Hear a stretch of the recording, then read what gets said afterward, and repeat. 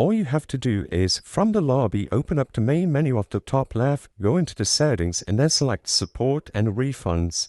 When you choose Support and Refunds, you will be able to select Return or Cancel Purchase. Alternatively, you can go back to the menu, go into the settings, and go to your account and privacy settings page, where you can also find the same button, Return or Cancel Purchase.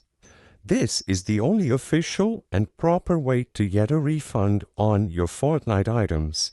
When you select Return or Cancel Purchase, you will be taken to this page. As you can see, the way the refunds operate is they give you one return ticket every so often, and you are able to use one of these return tickets that you have available to refund any of your recently made purchases.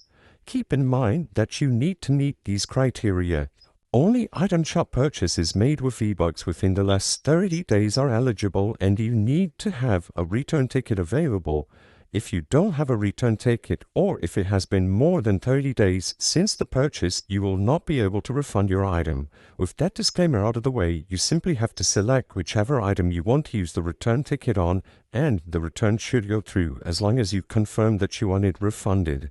I hope I was able to help you on how to refund old Fortnite skins. If this video helped you, please be sure to leave a like and subscribe for more quick and easy tips. Thank you for watching.